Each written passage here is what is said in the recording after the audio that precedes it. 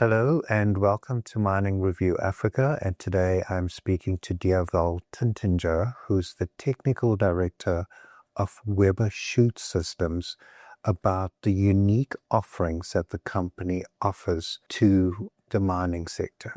Dieval, thank you for joining us today. It's a pleasure. Thanks for having me. Okay. So let's start by me asking you, what sets Weba Chute Systems apart in the design of custom engineered transfer points, especially when handling challenging materials such as wet, sticky, or lumpy ore? Sure. Okay. So that question is quite a lot to unpack, right? So there's quite a few things that goes into that, and I think the important thing to note is whether you're handling any one of those conditions, that's one thing. But looking at the transfer requirements, your point A to point B, whether you've got a conveyor to conveyor chute or whether you've got going onto a screen, discharge onto the screen, that's kind of where everything starts. You need to set up those parameters and get a good idea of what your chute's going to look like. And after that, and with that, you need to combine, now we're dealing with these kind of conditions. So whether it's sticky material or lumpy, we need to figure out how we're going to integrate the two. And there's not one set of rules for these applications. So it would be maybe one way or similar way when you're dealing with conveyors, but dealing with other type of chutes, then you need to find the balance of combining them. Now, obviously, Weber's done 5,000 plus chutes in the industry, so we've had some good time and some lessons learned as to how we would go about and resolve these issues when handling these different types of conditions. Okay. Now, Dieval, can you explain the process of analyzing material flow characteristics before designing a chute system, and how does this ensure reliable, low maintenance performance on site? Right. So there's a different ways of doing this. So we could work on the material test reports. There's often bulk flow analysis done where they would go into the lab. They would specifically test the -4 particle of a particular material. Now that particle or sample, they will take that and they would manipulate it with applying different moisture contents and then test for flowability angles at different pressures. Now this is also done on different types of liners. It could be ceramics, RDox, whatever the case, and then also on concrete to represent material flow. But that being said, that only focuses on your -4 material. So the trick comes in when you need to combine the combination of the -4 into the actual PSD, because your particle size distribution might only have 20 or 35% of that -4. Now, how do you integrate that behavior into your lumpy mix? So that's something that we've obviously figured out. Again, school fees paid over the years, but we've derived a set of parameters where we can determine what angles we design for and how we would accommodate that particular material. Okay. Now let's look at the design philosophy of the company. How does it differ from conventional transfer point solutions, particularly in reducing blockages, spillage, and material degradation? I think it goes back to the point of the material tests. They are not always available. And when they are available, you need to know what you can use and can't use of them, right? So in most cases, we need to go see how the chute behaves, the existing chute, especially if we haven't dealt with that specific client or commodity yet. One have to go and study the behavior in the existing chutes on those specific lines, and then applying that, again, through the lessons learned and the different design philosophies that one can follow, which one would be applicable for that client. So again, we've got a bit of our own database that we've gathered over the years.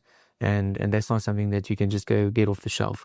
And I think that's what sets us apart. Dieval, you spoke about lessons learned and the experience of Weba Chute Systems. Can you share a few examples of projects where Weba's customized approach successfully handled problematic material flow conditions that standard chutes couldn't manage?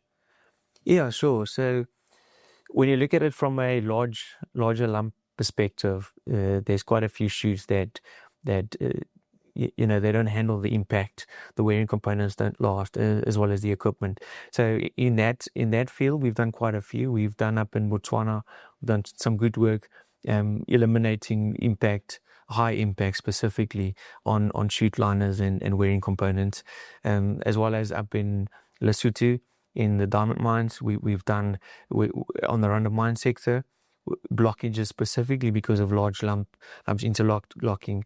We've used our technology, and we've managed to reduce those blockages significantly, and obviously increasing plant efficiency. From a cohesive perspective, that's also something that we come across quite often. We've now recently done one in the Dominican Republic, where the challenge of cohesive material was one, but then on top of that, you had the general arrangement that wasn't correct. So your head pulley in relation to your receiving conveyors was not right for that. And one has to now, within these constraints, do the best that you can. So after asking a few questions and getting the right answers, we've managed to design a chute that can accommodate the adhesive material, and at the same time ensure that we keep the velocity of the material to the correct specifications, and also eliminate blockages. So the chute's been in and successfully operating for, I think, over 2 years now. So yeah, that was a good one to get under the belt. So, Gerald, Weba Chute Systems has been at the forefront of innovation and technology. What role does simulation and testing play in ensuring that each chute performs as intended, especially for materials with variable moisture content or particle size?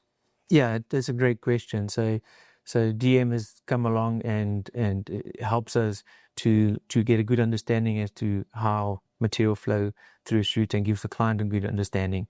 We do not, however, use DM as a design tool. We would rather focus on the old school method, as we would call it, the continuum method, since DM is not around, for so long, and we've been doing chutes for quite some time. So we just had to find a way as to how we're going to integrate the DM with what we currently do. And it's been going well, right? So the important part is having the correct information. So if you cannot calibrate your software correctly, you're not going to get the right results. And those tests are not often done, and the information is not always available. So again, we have to go delve into our archive and see what have we done, what have we come across similar to those particular applications, and we'll apply those conditions through the DM. Mm-hmm. The DM, however, we create videos and DMs across 60 seconds to 240 seconds. So again, you would see some sort of behavior, and it can reach what we call steady state, where you don't see much of a change. But we know in real life, you're not necessarily going to get to those conditions, say for instance, a blockage within 60 or 240 seconds. It happens over 12 or 24-hour shifts. And that's something the DM can't do at this point. The splats of the fines generated from the scraper, the build-up, how that hardens. The software doesn't teach us that.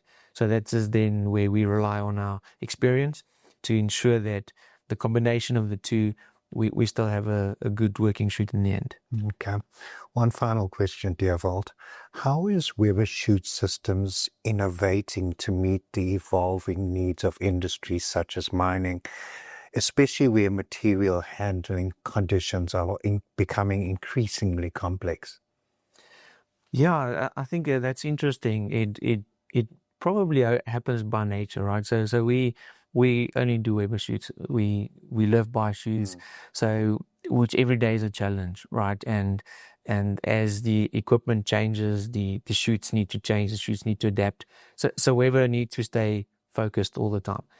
That being said, even having designed 5,000 chutes, there's always a challenge.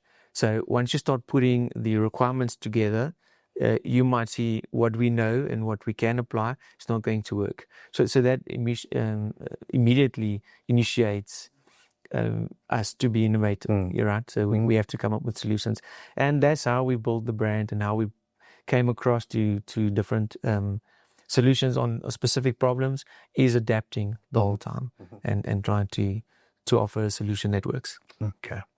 Well, Dewald Tintinger, Technical Director of Weba Chute Systems, thank you for your insights and for joining us on Mining Review Africa today. 100%. Thank you so much.